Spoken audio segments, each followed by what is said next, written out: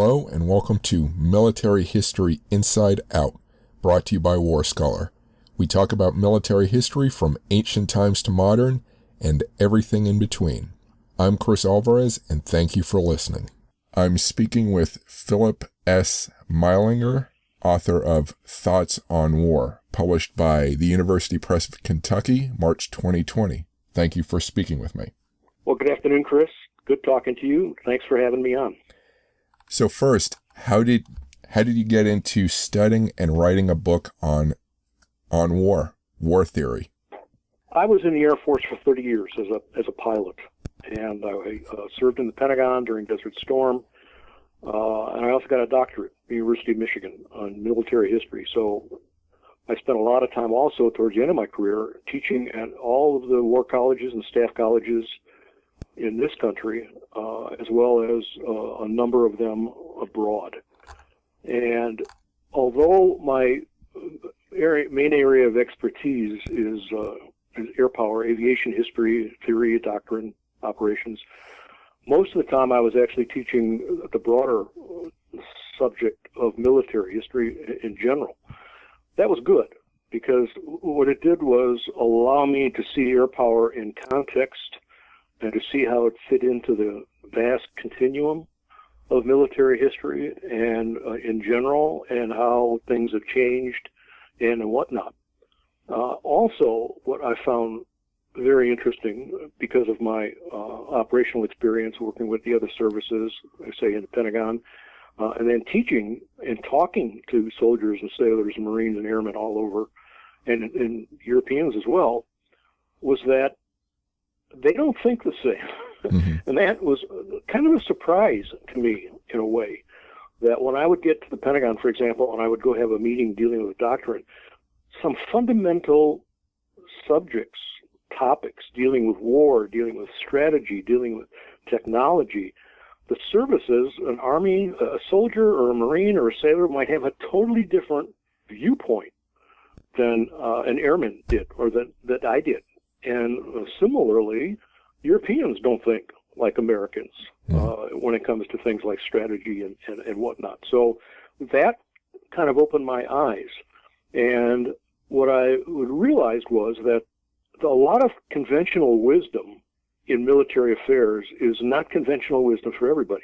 Mm-hmm. The conventional wisdom of a typical soldier may not be the same as that for a sailor or an airman or a Brit or a Norwegian. They think in different ways.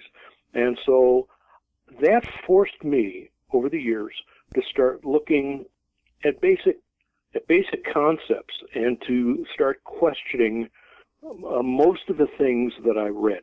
So when I would come across a statement or an interpretation that was pretty well accepted, I would stand back and say, well, wait a minute now, let me think about that a little bit more. Let me look into that. Mm-hmm. And so what I think this book is really a book of anomalies. It's a story of various topics that I have come across over the past decade or so, some of which I have been thinking about for much longer than that, maybe 20 years, 25 years, about warfare and about certain aspects of warfare that I took a different look at, and I think I came up with certain or different interpretations of. Now, the book description says you revisit historical campaigns. When you're looking at this, can you mention which campaigns you use for this? Well, just everything, not everything, but going back to ancient warfare, will be Alexander the Great, the Peloponnesian War, the Romans, certainly all the way up through the Middle Ages, and up until present time, and Napoleonic warfare, American Civil War, and of course the great wars of the 20th century, mm-hmm. and the aftermath, the wars since then. In fact, after I retired from the Air Force in 2000, after 30 years, I worked as a defense analyst in D.C. And it was about that time, obviously, and I was there in 2000 from after 9/11 and whatnot. So I was able to examine pretty closely and get pretty much involved with or close to events that were unfolding in the Middle East. And so that gave me a lot of insights as well to talking to some of the leading participants and players and whatnot about what was happening over there And so that also, I think, assisted in giving me, different insights than what I ordinarily would not have had or would have thought, in previous years. So tell me some of the things that you found that didn't quite make sense to you, or disparities in thinking, like you had just mentioned. Well, the first one, and is the influence of Karl von Clausewitz. I've got a problem with him, and I've had it for a long time. Everywhere I've been, they teach Clausewitz at all the war colleges, all the staff colleges and academies in this country, and plus abroad. He is revered. And in a way, he should be, right? He was a brilliant guy, and he was a great theorist and writer about warfare. But in my view, the way he has been taught, and I've watched him being taught by dozens of different people over the years, I have issues with. And I say that's when I would stop, go back and look at it more closely and say, now, wait a minute, what's going on here? For example, Clausewitz spends an enormous amount of time in his book on war talking about fighting a decisive, bloody battle so that you can then occupy the enemy's territory and impose your will on the enemy. And that is not an aberration. He says that over and over and over. And in my first chapter in this book, I list, I think, 24 different quotations out of his book on war. And there's a lot more than just the 24 that I cite, where he says very explicitly and very specifically that the only way to win a war is to find and destroy the enemy's army. That is your main objective, always and forever. He talks a little bit, occasionally he'll take off on a tangent and talk about how you split an alliance, for example, and then, it's got political effects. Well, how do you do that? Well, the best way to do that is by destroy the army of one of the participants and drive it out of the war. So the focus is always on destruction of the enemy army. So that kind of a force-on-force outlook and essentially describing that is what warfare is almost all about is, to me, has caused no end of problems in this country and whatnot. I think over the years, the culture of force-on-force engagements and a major land battle has influenced and indeed taken over the culture of, for example, the U.S. Army and other armies around the world, and that not necessarily is that going to be a good thing. Some of the other problems with Clausewitz that I had was that not only did he talk about major battle as being crucial and being what warfare was really all about, in fact, he says a couple of times, that I don't want to hear about generals who say they can win war without bloodshed and without battle by just using maneuver. I don't want to hear about that. That is just a fantasy that must be dispelled. The only way to win wars is to fight the bloody battle and to win it. So, as I say, that to me was kind of a theme which he stressed over and over again. Now, why did he do that? Because he fought in the Napoleonic Wars. He was a Prussian general. He witnessed that type of warfare. He himself said that was essentially absolute war, was Napoleonic warfare. And so he was deeply influenced as a European and as a conventional soldier on how to fight conventional wars. He therefore virtually ignored anything that didn't happen in Europe, in Western Europe. And so there is no references whatsoever to ancient warfare in the Middle East or the Far East or the Americas, things like that. And he, again, his focus was specifically on conventional warfare. And so he almost never talked about unconventional war or insurgencies or guerrillas. In fact, although he's got a chapter on unconventional warfare, he denigrates it. And he says that second-rate troops, but just the second-rate troops that usually can't achieve anything of importance. Well, during his lifetime, 3 major insurgencies were going on. In the Americas, between the British and the colonials, in Russia, between the French army and the Cossacks, and of course in Iberia, between the French army and Spaniards and the Portuguese. Mm-hmm. Extremely important examples that he virtually totally ignores. He makes a reference to them maybe once or twice throughout the book, but he doesn't go into any detail at all on how this type of warfare was fundamentally different than the types of warfare that he was really talking about. He wanted to talk about European conventional war. He did not want to talk about Asian war. He did not want to talk about guerrillas and whatnot. Mm-hmm. And so I think that cultural mindset of his has been kind of translated down and absorbed by a great many other military services and countries in the 200 years since then, mm-hmm. to the extent that if the only tool in your tool bag is a hammer, then everything starts to look like a nail. Right. And so you have the doctrine of the various ground services saying over and over again that the solution to just about any problem is boots on the ground, and we've got to flow in a lot of boots. We've got to fight and destroy the enemy, and then we've got to occupy his territory and impose our will upon him. That's the way they think. That's their culture. And I think that has come down to us through Clausewitz, and as I say, that's not really such a good thing. I'm speaking with Phillip S. Meilinger, author of Thoughts on War. You can find more information on the book at the University of Kentucky Press website. If you like this podcast so far, please subscribe to it and rate it if you can. Please go to my website, warscholar.org or militaryhistorypodcast.com for links to news, videos, new books, and my social media links. If you're interested in other kinds of history, you can find the links to my other podcasts and associated book lists at historyrabbithole.com. That's rabbit as in the animal. historyrabbithole.com. Thank you for your support. And now back to the podcast.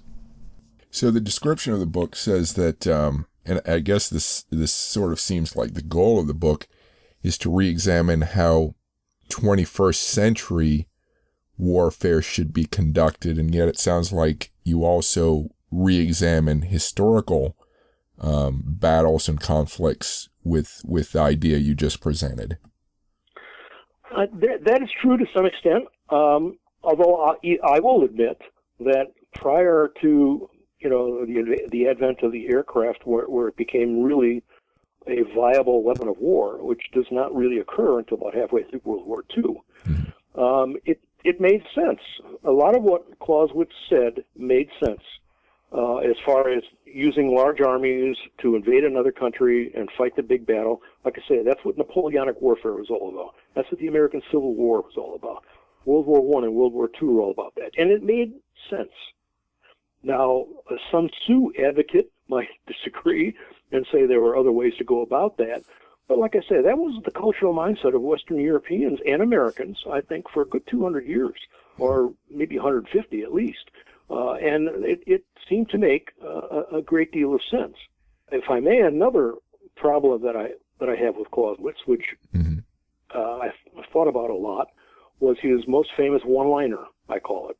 And his most famous one-liner is, war is an extension of policy. You hear that over and over. It's usually trotted out whenever someone thinks that a government or a general or a commander made a mistake. Vietnam, classic example. And all of a sudden the neo-Clausewitzians come out and say, well, there you go. We just forgot all about Clausewitz's most important victim, that war is an extension of policy. And it's said in this tone of sage wisdom that brooks no contrary word. So I've heard that over and over for decades. And so I started to think about that. And I said, well, okay, define policy. And Clausewitz doesn't define it. But others try to. And, for example, in the chapter 2, I think it is, I cite Christopher Basford, who says, this is what Clausewitz meant by the term policy, again, since he never defined it himself. He says it's rational action undertaken by an individual or group which already has power in order to use, maintain, and extend that power, unquote. So if that's the definition of policy that Clausewitz was interpreting or using, there's problems with it, big problems. First of all, It says that it's for a group that already has power, which just defines out of the set anything dealing with guerrillas or insurgents, because obviously they don't have power, and they're trying to get it. So does that mean that they can't have a policy, that they're not a part of modern war? Obviously that can't be the case. And then I started looking at what is actually meant by policy in general, and Basford's definition is so broad, I think, as to be almost meaningless. And so if you were to ask someone, okay, when you talk about what war is an instrument of policy, do you mean that a government has to do things for the correct foreign policy reasons? Absolutely. Okay, can domestic politics play a role in that? Oh, yeah, sure can. How about economics? Yes, economics can too. What about revenge? The French want Alsace-Lorraine back after 1870. Yep, revenge is a good one. Revanchism. How about culture? How about ideology? Communism versus a democracy. How about religion? Yes, they'll say yes to all of those things.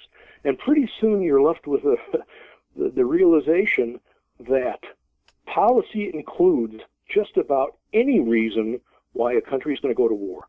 And that, to me, is tantamount to say that war is an instrument of policy, or in other words, you ought to have a really good reason for going to war. Well, I don't see that as particularly profound.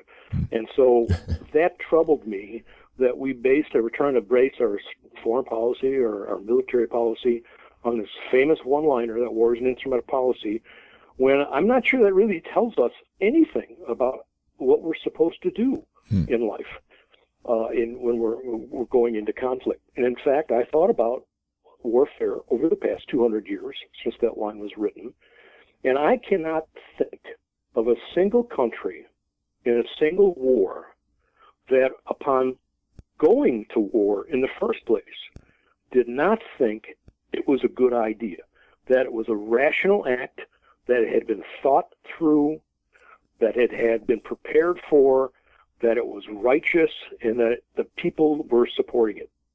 If that's the case, where every country in every war think that, then that they've indeed gone to war because war is an instrument of policy, then, like I say, the one-liner to me becomes meaningless.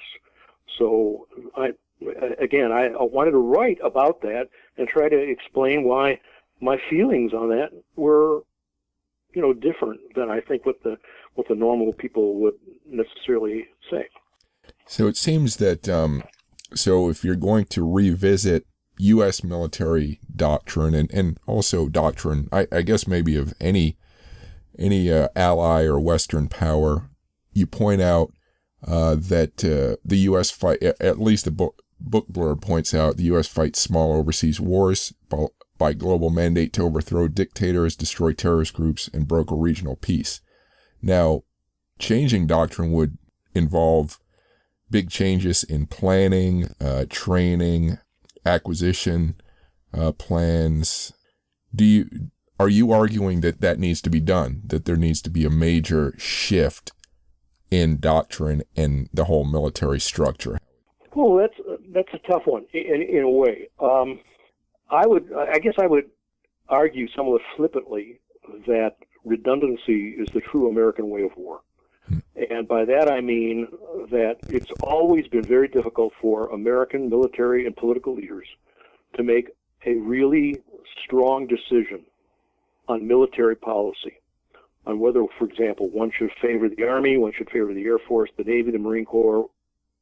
And so instead what we usually do, regardless of the administration, regardless of who's in charge, regardless of what political party they're from, regardless of whether they're a pacifist or a dove, what ends up happening is that there's usually a one-third split, or very close to it in the defense budget. And it's kind of always been that way. And in a way, I would argue paradoxically that failure to make a decision and to really make hard choices between what's more important, a heavy division versus special ops, a aircraft carrier versus a bomber, Those types of things where big money is involved and you're going to choose between weapon systems. Usually, our leaders don't want to make those kinds of big decisions. And so the result is, like I say, paradoxically, is because of that inability to make a strong decision, we have enormous flexibility. I mean, if we had the world's best army, maybe an enemy could deal with that. But we've also got the world's best Navy, and the world's best Air Force, and the world's best Space Force, and the world's best Special Operations Force. And you throw all that together, and it becomes virtually impossible for any enemy to try to take us on in so many of these various areas because, like I say, we've got the money, and because of our inability or deliberate failure to choose whether we're going to become a land-centric or an air-centric or a sea-centric country, we're going to be all of those. And that makes it extremely difficult for any country to take us on. How do you feel nuclear power has changed the equation? Do you address it at all in this book? I do refer to it. Obviously, back in the 60s and the 50s, that was a huge topic, and I've written books on strategic air command and the the nuclear balance of terror and all that sort of thing. To me, it fundamentally changed warfare in 1945, and it has ever since. But it did so for psychological reasons more than anything else. Mm-hmm. In other words, I like to use the example of the Romans destroying Carthage. Mm-hmm. In the Third Punic War, they destroy Carthage, they burn down the city, they sow the ground with salt so that nothing will grow, allegedly. They kill the inhabitants of the city, sell them all into slavery. In other words, they really do a job on Carthage. Well, you think about it, it's pretty similar to what happened at Hiroshima and Nagasaki. The difference between those two events was that the profound psychological impact of having a dozen Roman legions doing that over a period of months or years versus one plane, one bomb, 2 seconds. Mm-hmm. And I think it was that profound psychological impact of the atomic bomb that had such an effect on American thinkers and world thinkers, and continues to have that, which is probably why they've never been used again since 1945. So is nuclear weaponry and nuclear strategy still important? Absolutely, if only because we've got to make sure it'll never happen. So we've got to have a nuclear deterrent capability. So I don't think we can scrap all our bombs. Sounds nice. Sounds like enough, humane thing to do, but we can't do that. We can't get rid of all our nuclear power because that may be one of the reasons why nuclear war has never broken out since 1945. It's because so many countries are prepared to use nuclear weapons. Mm-hmm. So in that sense, I think nuclear weapons have deterred war down to the conventional level. And part of my argument then would be that as a result of what has happened since World War II, it is now being deterred down almost to the unconventional level as well. And so, yes, I do see a new paradigm emerging, a new formula emerging for how, especially we in the United States and in the West in general, but we specifically in the U.S., should approach warfare in the 21st century. Do you think it's become easier in the last, 20 years or so because of information technology and such? Do you think it's become easier for non-state actors, like ISIS or Al-Qaeda, to wage war more or less effectively to some extent than it has been in the past, or is it just a different flavor of what's always been the case throughout history? I think it has changed things dramatically and fundamentally. As I say, nukes have deterred war down to the conventional level, and in a sense, American conventional might, in all of its various manifestations, has deterred it down to the unconventional level. I mean, Saddam Hussein, anybody who was watching that war realizes that no matter how big your army is, and he had the 4th largest army in the world, and you're on your home territory, and you're dug in, and you've got time to prepare, and you're on interior lines. When you fight the United States, you don't have a prayer. And that, to me, was a real eye-opener to a lot of different places, a lot of different people. And that's why I do think that things like Desert Storm have deterred war down to less than a conventional level. Nobody's going to take us on conventionally anymore because they know that they don't have a chance. And so that means terrorists and insurgent groups and rebels and whatnot are going to look for asymmetric ways of hitting the United States. And as you mentioned, cyber war, hacking, that sort of thing are one of the ways of doing that. Cruise missiles, Scuds, ballistic missiles. We spent a lot of time worrying about those things because they're out there and they're very difficult for us to counter. So we've got to try to develop defenses to try to defeat things like cruise missile attacks or ballistic missile attacks like Scuds, or terrorism, or IEDs, and all of these other technologies and strategies that have been devised by rebels.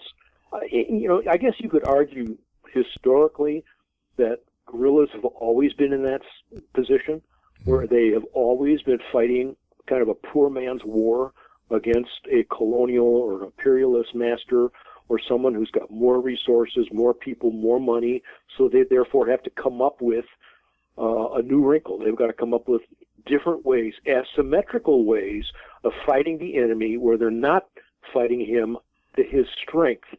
They're trying to find weaknesses in his armor, chinks in his armor, where they can attack.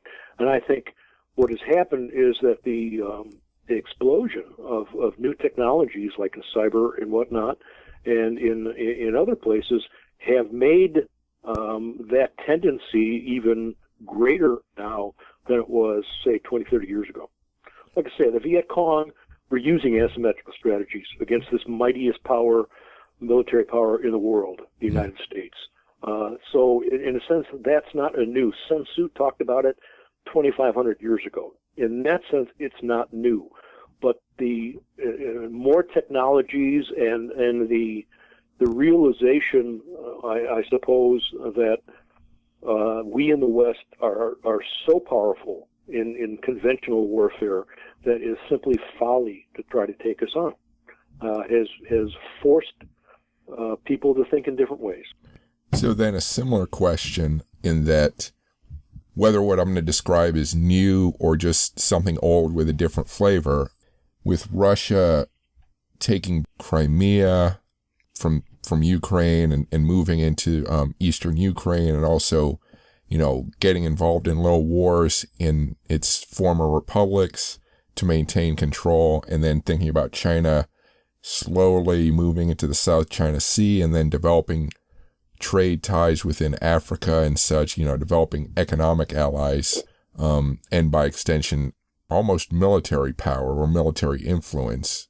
Mm-hmm. Are they doing things in a new way, or is it just old stuff being done again? Oh, interesting question. I think I had mentioned before about the importance of maintaining our nuclear deterrent. I think maintain our conventional deterrent. So even though I'm a big advocate of like special operation forces and ISR and air power and drone warfare in space, I'm never going to say we ought to get rid of the Army or we ought to get rid of our surface fleet, things like that. I'm not going to say that because I think those forces are necessary to deter, our traditional, if you want to call them traditional enemies in the 20th century, the Soviet Union, now Russia, and China. So their actions now, as you say, starting to encroach, starting to increase their power, are not really anything new. I mean, one could argue that the Soviets or the Russians, really, for 1,000 years, have been slowly trying to push their borders out. And they kind of expand and they contract depending on whether or not they're successful in warfare or not. Whether it be into the Baltic states or whether into the stands down in southern Asia, or as you say in Crimea or Ukraine, those were areas that they've had in the past, and they are probably thinking that they might want to get them back again in the future. Are they willing to risk a major war to do that? Probably not. But I think we have to be aware that for, like I say, 1,000 years, the Russians have been looking at the countries around them as resource areas, as buffer states and whatnot, between them and their countries. And I think the Chinese have always been that type of a power as well, where they have looked at upon a right for the last 1,000 years to be able to have a strong influence on what happens in the neighboring countries, like, for example, Korea, or, for example, like Vietnam, and the outlying islands and whatnot. And so, in that sense, we shouldn't be surprised in the United States and the West that Russia and China, once they get their economic houses in order, which certainly the Chinese have, I'm not sure the Russians have quite yet, but we should not be surprised that they are, in a sense, resorting to type and going back to their traditional notion of being a expansionist local power within their sphere of influence, what they consider to be their sphere of influence. I'm speaking with Phillip S. Meilinger, author of Thoughts on War. You can find more information on the book at the University of Kentucky Press website. If you like this podcast so far, please subscribe to it and rate it if you can. Please go to my website, warscholar.org or militaryhistorypodcast.com for links to news, videos, new books, and my social media links. If you're interested in other kinds of history, you can find the links to my other podcasts and associated book lists at historyrabbithole.com. That's rabbit as in the animal. historyrabbithole.com. Thank you for your support. And now back to the podcast. I feel like there are so many different ways we could go with this conversation. Okay, so you did address it. You seem satisfied with what U.S. military doctrine is at the moment, or maybe I misunderstood you. Do you think there needs to be changes in doctrine? There is a mention also, again, with the book description.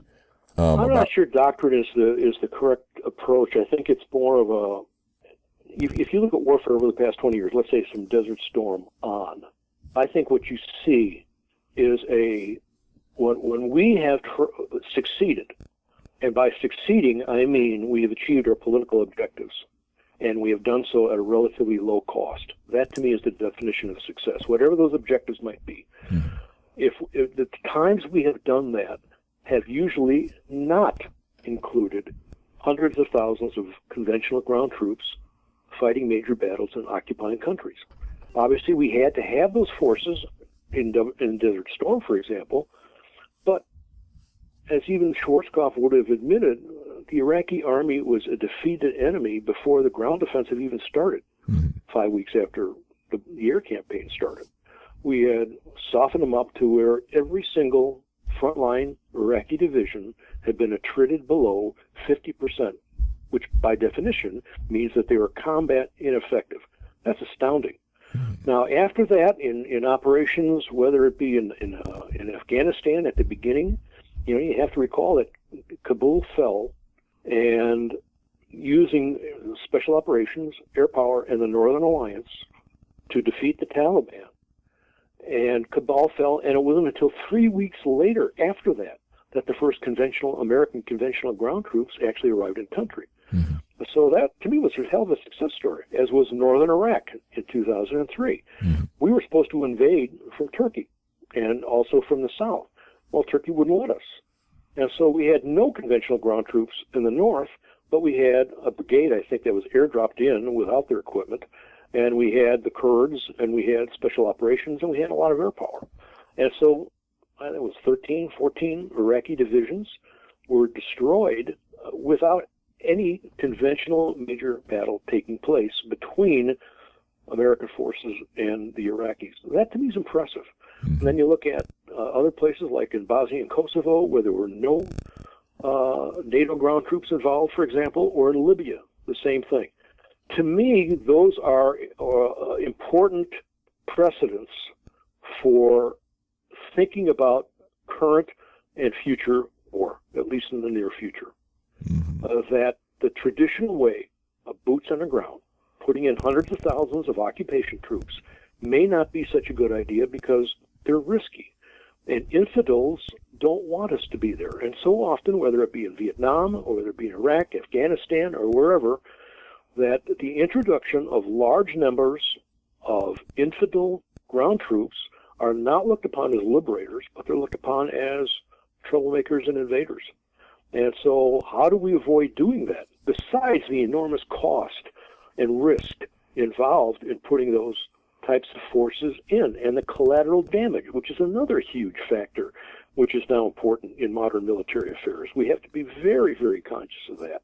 And so when you put all that together, to me, it kind of militates against a traditional Clausewitzian way of looking at warfare and trying to come up with something a bit new. If the enemy's going to fight us asymmetrically, then we're going to fight him with our asymmetrical advantages. And I think that's perhaps that's kind of the main thesis of my book as I sum it up in the last chapter.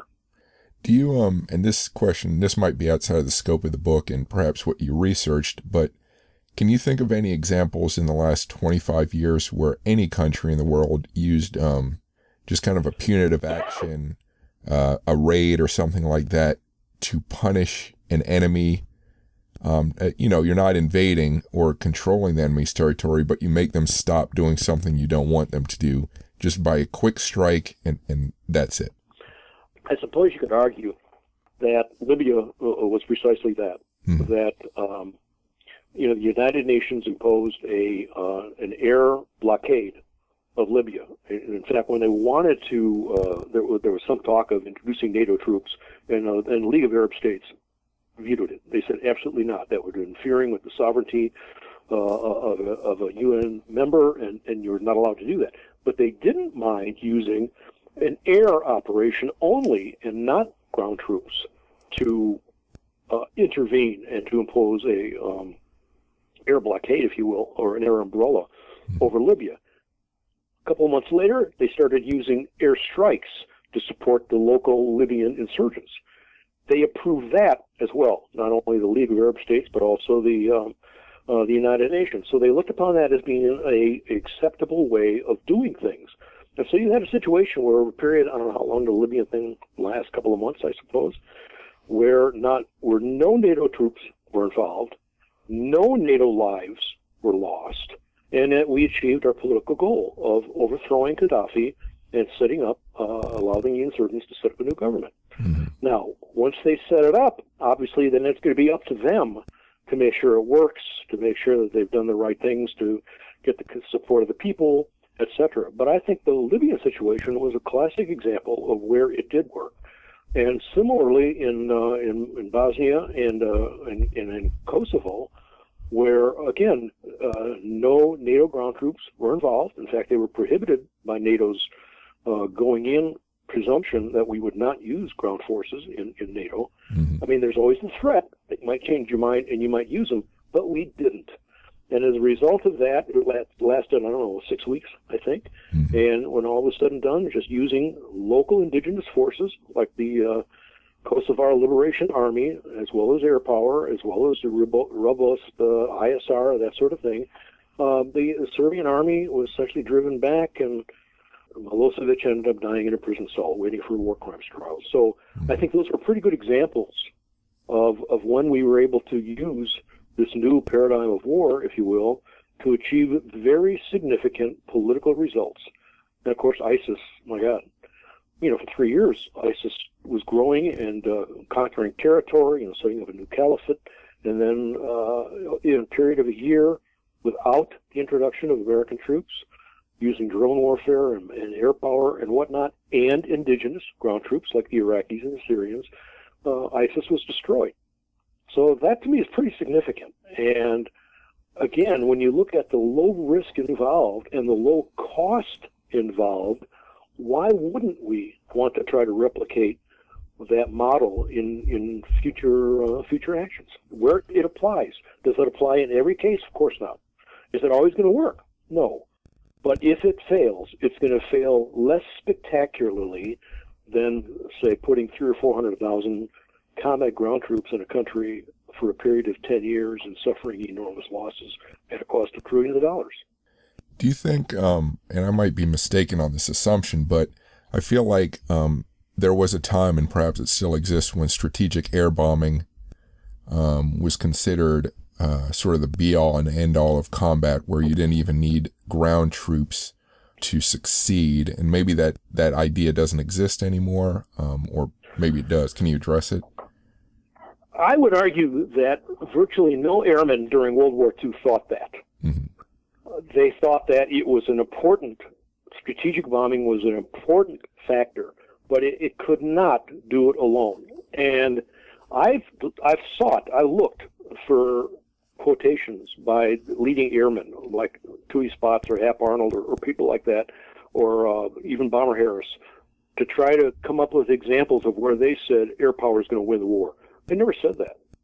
I mean, for one thing, you had, 100 divisions, 150 Russian divisions on the Eastern Front chewing up 100 German divisions. I mean, good heavens, we could not have done it without the Russian army, the Soviet army. So, and of course with the, the Allied armies after D-Day as well. So, no, I don't think that any airman believed that air power could win war alone. During the nuclear age, that's a little bit different because of the psychological aspect of it, which I mentioned earlier, plus the fact that the initial nuclear weapons, not atomic, but the nuclear ones that came along later, were so powerful and so deadly that I think it was reasonable to believe that if an all-out nuclear exchange occurred, it would last a week or so, and then it would all be over, and there wouldn't be any forces left to invade an enemy country, and there probably wouldn't even be an enemy country to invade. Mm-hmm. So thank God that never happened. Mm-hmm. But I think there was a period, you're right, throughout the 1950s, where Strategic Air Command was considered the top dog in American defense policy. And remember who the president was at that time. It was a five-star Army general, Dwight Eisenhower, and his chairman of the Joint Chiefs of Staff was a Navy Admiral, Admiral Arthur Radford. So you had a soldier and a sailor decide that the best way to fight or to confront, if you will, the Soviet Union and China was through possibly a policy of massive retaliation and nuclear weapons. Now, those days are gone. Mm-hmm. I think, like I said, you still have to have the nuclear turn available just to keep people honest. I don't think that should ever go away. But is nuclear warfare ever going to be the key again to our defense strategy? I hope not. And as far as conventional air power is concerned, is it always going to be the only thing? Is it ever going to be the only thing necessary to fight and win wars? And the answer is no. I don't think so. But that's different from saying that it could play a decisive or a dominant role. It's not going to play the only role, mm-hmm. but it's going to be dominant. It's going to be extremely important when you factor in special operations forces, when you factor in the threat of using conventional forces, which are so damn good. Enemy countries have got to worry about the threat of America sending in the U.S. Army. Mm-hmm. And you've got to use indigenous forces. I mean, how many times have you heard it that we shouldn't be fighting the war for other peoples? They've got to fight and win the war themselves.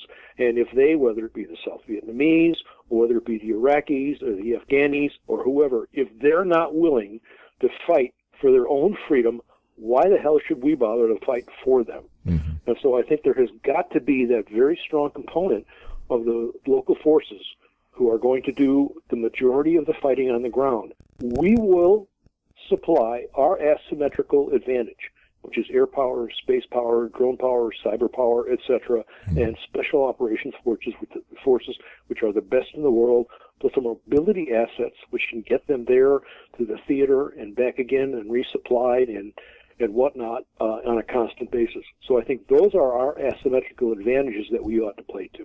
Do you think the amount of money spent on aircraft carriers and new generation fighter jets is worth it in the modern age of warfare? It's another one of those tough questions. I would tend to say yes. And it's funny because when I was in the Pentagon, I followed kind of the Curtis LeMay adage. When he was, apparently there was a young captain giving him a briefing, and this young captain mentioned the Soviet enemy. And LeMay stopped him and he said, "Captain, the Soviets are our adversary. The Navy is our enemy." So I think when I was in the Pentagon, I kind of bought into that a little bit, that the Navy guys were more our adversaries and our enemies than they were our allies and whatnot. I'm over that now. And I think that the Navy is, again, I taught 4 years at the Naval War College, and I had lots of long and in-depth discussions with career naval officers, and I still do. And so I become convinced that sea power and air power from the sea, i.e. the form of aircraft carriers, are crucial to national defense and our national security. So I would in no way try to cut them back. Mm-hmm. And at the same token, I do think that modern aircraft, especially stealthy aircraft, which the F-22 and the F-35 are absolutely crucial to maintaining America's edge. For example, if we did ever think, God forbid, have to fight a war against the Russians or the Chinese, how the heck are we going to penetrate enemy territory? B-52s are not going to make it. B-1s are probably not going to make it. B-2s, F-22s, and F-35s, and obviously missiles, standoff missiles and things like that, are going to be the only things that we're going to be able to penetrate with. So is it money well spent to have these new generation of stealthy tactical fighters and fighter bombers, both land-based and sea-based, so that they can deter against those types of future threats? Absolutely. So I think that is money well spent. Mm-hmm. So once again, if we had to go back to that age-old question of what's more important, let's say a heavy division versus a fighter wing versus a Marine brigade versus an aircraft carrier or whatever, I would tend to think that if you're going to have to cut someplace, then it's not a question of what you should cut, but maybe more of a question of what you should not cut. And for me, I would be reluctant to cut too much in the way of air power or space power or cyber power, because again, I think those are our asymmetrical advantages that makes the United States as powerful as it is. And the other services, the other capabilities are very important in certain things. And like I said, but if you really do have to cut, I would, again, try to think of it in terms of what are the essentials that we do not want to cut back. Mm-hmm. So I guess that's the way I would answer your question. I guess sort of the broader idea I was also exploring is, if the United States or the West has strong conventional power and adversaries then go to asymmetric warfare, should the U.S. chase that or just maintain its edge in conventional?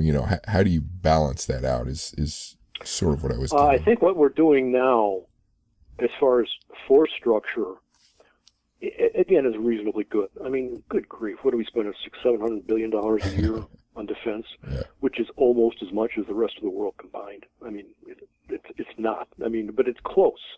The amount of money we spend is 10 times more than on defense, is 10 times more than any potential adversary. And it doesn't appear that whoever is in power, the Democrats or the Republicans, a pacifist or a dove, doesn't make any difference. They're willing to, the American people and Congress and the presidency is willing to spend that money. So I think we're going to continue to do that. And if that's the case, then I think we'll continue to maintain a tremendous advantage, again, across the spectrum. And that's, again, what makes the United States, such a difficult enemy to try to force structure against. When you're spending 1/10 as much as we are, where are you going to put your money?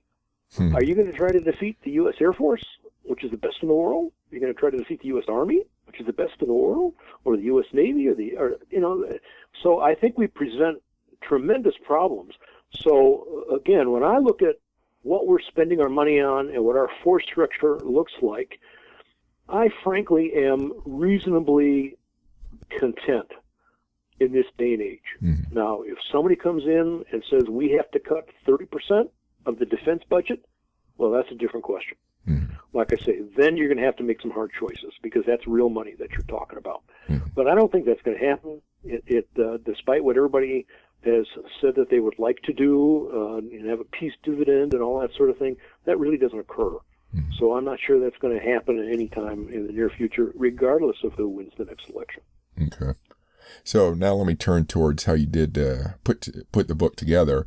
It seems to be a collection of essays based on your experience over time. Did you do any additional research for putting this together? Always you do research. I mean, you're right. A lot of these were articles that I had drafted out, in some cases published in years past. And when it came time to try to put this book together, I went back and I redid all of them. Most of them are unrecognizable from pieces that I had done, say, 10 years ago, 5 years ago. Mm-hmm. So, yeah, I did a lot more research. And I looked at things a lot more closely. I talked to, my friends and whatnot and got various points of view. So, yes, I did have to do a lot more research than I had done, originally to write or draft out the original essays in the book. Mm-hmm. And there were some surprises as I went into this as well. Some things I had suspected, and but the more I looked at it and the more I peeled that onion, the more things surprised me.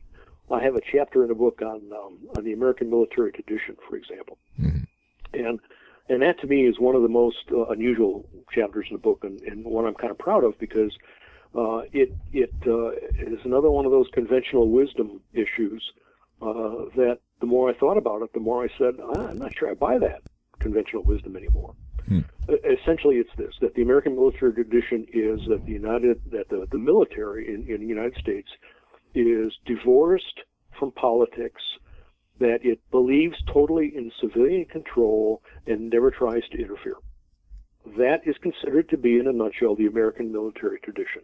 And if you were to ask a soldier, sailor, or a scholar, an academic, what the American military tradition is, my guess is that's what they would tell you.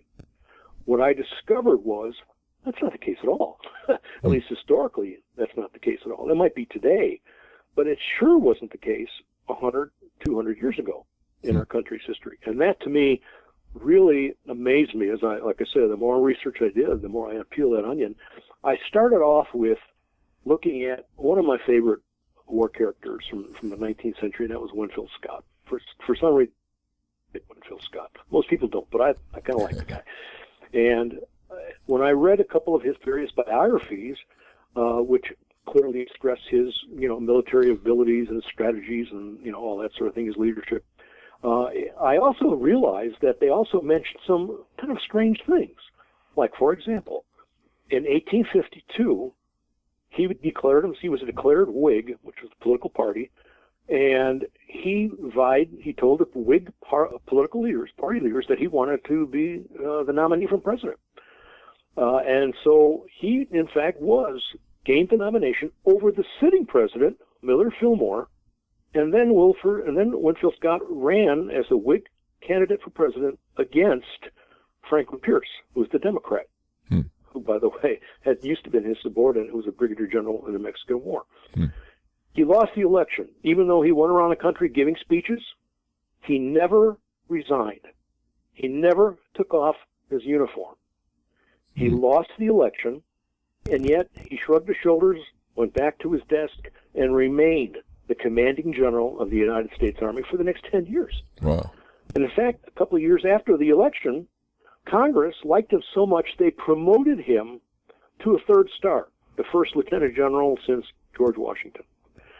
So in other words, what I saw was a serving general officer who deliberately and very much interfered in the political process and tried to get himself elected to president while still in uniform and running as a general officer. And nobody at the time, and this is what got me, Nobody at the time thought there was anything unusual. There was not a big objection from the Democrats, the other party. Obviously, the Whigs are the ones who nominated him, so they thought it was a great idea. The newspapers, the media, and the people did not think there was anything unusual in that. So that shocked me, frankly. Yeah. So I started off with that kernel of an idea, and I had ran this idea through friends of mine, and they said, that was an anomaly. He was all by himself. So I started doing research, and the more I looked into it, the more I realized that he was not the exception to the rule. He was the rule, whether it be Andrew Jackson or George Washington or William Henry Harrison or Zachary Taylor. Zachary Taylor was another one who ran for president while serving as a general officer and did not resign his commission from the Army until after he was elected president. 1864, Abraham Lincoln's opponent in the election that year was Major General George McClellan, who had been the commanding general of the Union Army. He's still a major general. He's still on active duty. He's still wearing his uniform. He doesn't resign until election day, after he loses, by the way, in a landslide. Ulysses S. Grant is the commanding general of the U.S. Army and a four-star general, the first in American history. He's also serving simultaneously as a Secretary of War, which is kind of amazing. He runs for president as commanding general, General U.S. Grant. He wins the election, and he finally puts in his resignation to take effect on Inauguration Day, so he didn't have to lose a paycheck. So that, to me, the realization, and there's a lot of other cases, too, by the way, that go all the way up to MacArthur and Eisenhower, who, while on active duty, were secretly maneuvering to get their party's nomination for the presidency. So, to me, that was the American military tradition. It was direct involvement in political affairs by the military.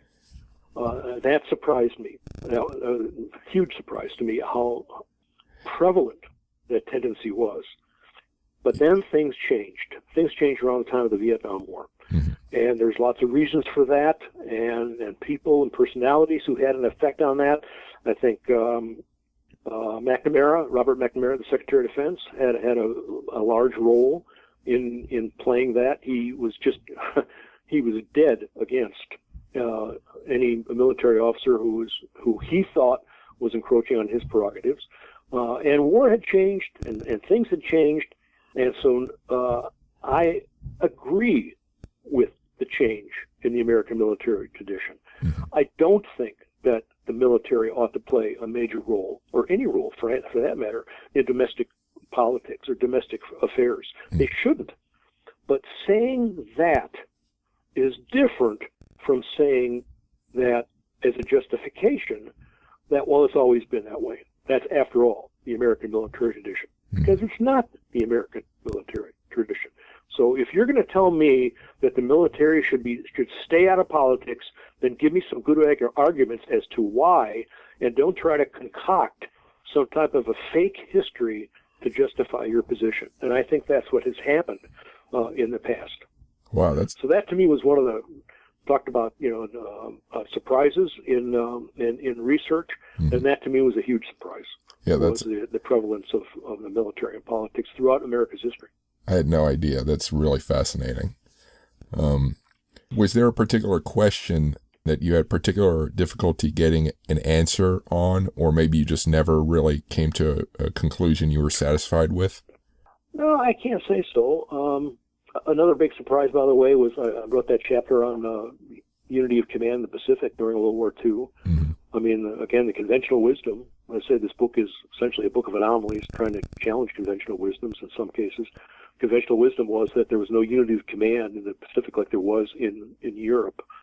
But when you look at it, I realized, well, it's just not true. There was no unity of command in Europe. Eisenhower wasn't in command of Europe.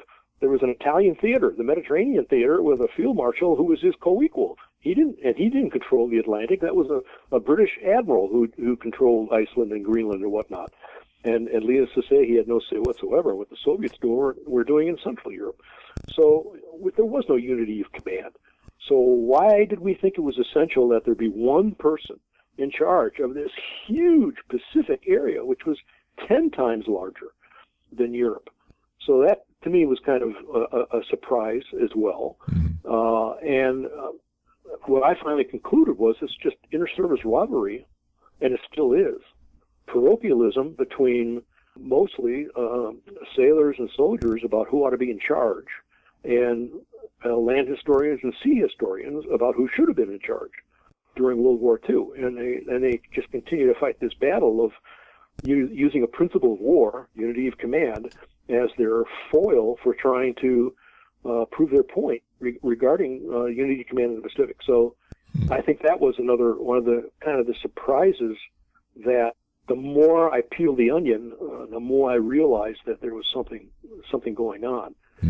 Now, if there was one topic that was difficult for me to find information on, it was I only wrote 2 chapters dealing with air power at all. All the other ones dealt with essentially our warfare in general. But towards the end, I have 2 chapters. One of them is on intelligence in the air war during World War II.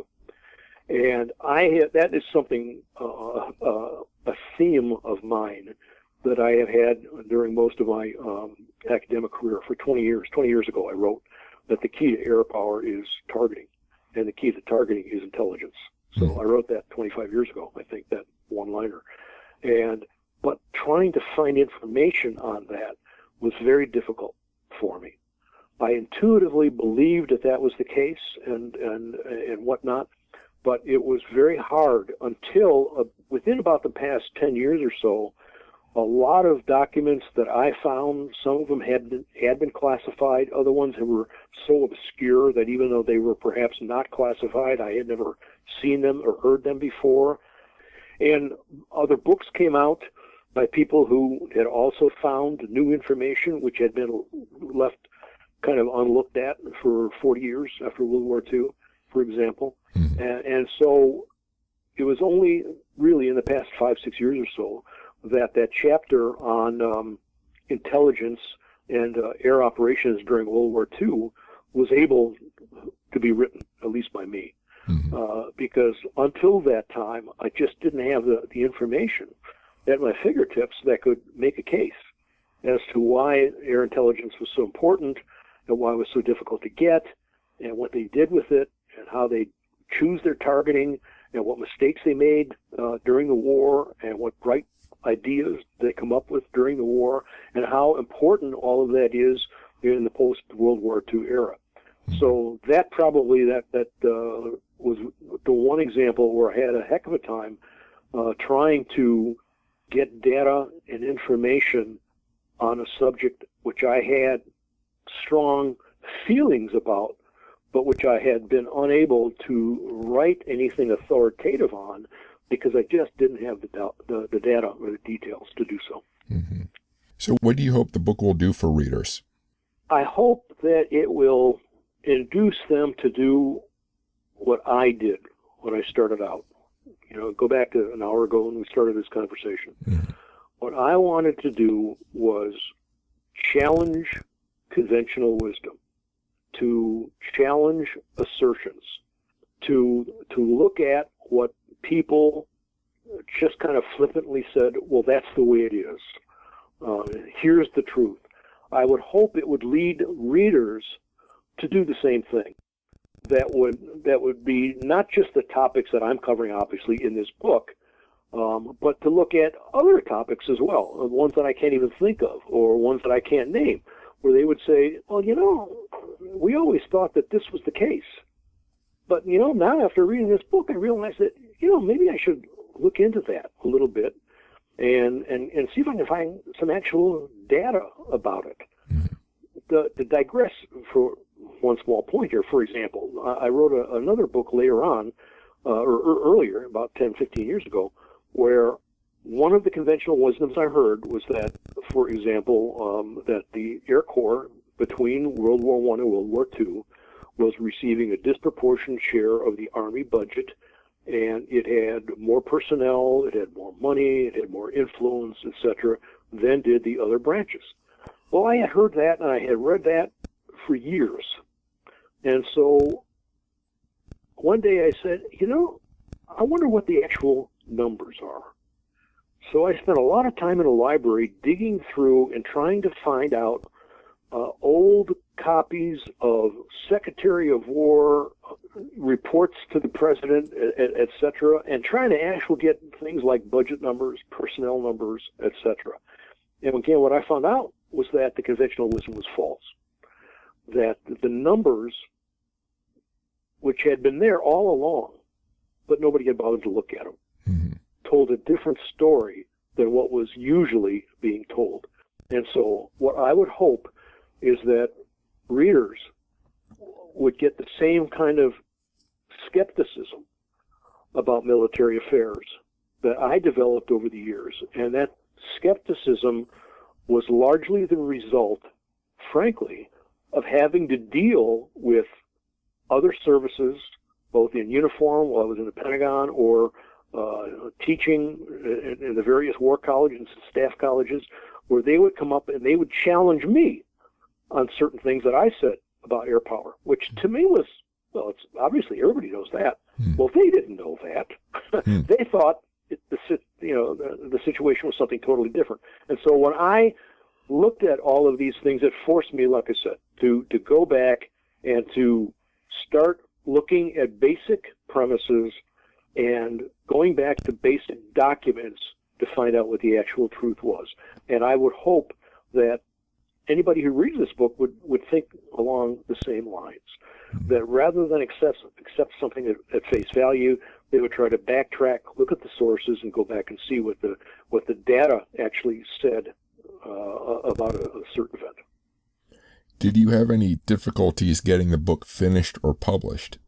I had sent it to one or two other publishers beforehand, and for one reason or another, they elected not to accept it for publication. I had one chapter in there, one article in there, which was even more controversial than some of the other ones I've just talked about. And I knew it, and I knew it would be a potential showstopper. But I kind of dug in my heels in on it for the first couple of publishers who said, no, we don't really agree with this one. We don't think it ought to be included in here. And I said, well, tough, because I think it has to be. And so kind of reached an impasse, and I moved on. Finally, I decided, when 6 people tell you something, maybe you ought to listen.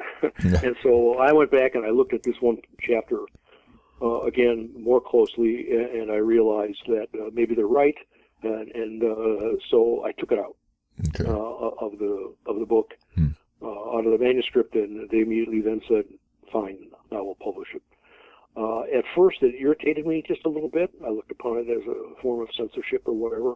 But the more I think about it, no, it's okay. I understand what they're saying, and I might have, by including this one essay, done harm to the book and to myself by putting an argument into that into the manuscript that perhaps detracted or distracted from the main argument that I was trying to make. So that was about the only problem. I thought University Press Kentucky was, I dealt with 7 or 8 different publishers over the years, and they were about as easy to get along with and quick as well, which is not necessarily always the case as any publisher I've dealt with. So I liked them, frankly, and I would definitely go back to them again if I had another manuscript to offer. Do you have a current or future writing project in mind? I've got about 6 or 7 great books, ideas, stacking up like cordwood, as a friend of mine once phrased it. But I'll be honest with you, I'm 71, and I don't travel much anymore, and lost my wife 2 years ago, and the thought of spending a couple of weeks sitting in the dusty archives in Washington, D.C., 3 or 4 times, going there for 2 weeks at a time, like I have done in the past, or down to Montgomery, Alabama, which is where the Air Force archives are, and spending that time in the archives. I'm just not sure I want to do that anymore. So, like I say, I got a lot of great ideas, but I'm not sure I have the will to carry them out anymore. So I do have one idea, frankly, that would not require me to do a lot of primary research in archival research, So it's something I could probably do from here. In Chicago, we've got a lot of good libraries here in Chicago, so I could probably do it from here without having to spend weeks at a time in D.C. or in Alabama. But whether I will have the will to get off my dead butt and actually go do it is another story. Okay. No, I get that. Do you have a website or anywhere on social media that people can follow your work or thoughts? No, afraid not. Don't have anything like that. Okay. That's all the questions I have. Do you have any final thoughts or words? No. I appreciate giving the opportunity to talk about this. Obviously, it's a subject near and dear to my heart, and first time I've done one of these, and it is kind of fun to explain, where I'm coming from on some of these topics. So, thanks, Chris. I really appreciate this opportunity. Thank you very much. Oh yeah, thank you. I learned quite a bit, so I appreciate it as well. Thank you for listening. If you like this podcast, Military History Inside Out, please subscribe to it and rate it and review it if possible. I have many other options as well to get great military history information.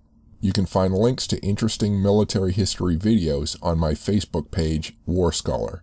You can find links to interesting military history news articles, military history archaeology information, and academic information on my Twitter page, WarScholar. You can find photos on my Instagram page, Chris Alvarez WarScholar. You can find my military history videos on my YouTube page, WarScholar 1945. You can also sign up for my newsletter at warscholar.org or militaryhistorypodcast.com. In the newsletter, I post additional video and news links, as well as regular updates on new military history books being published. Thank you for listening.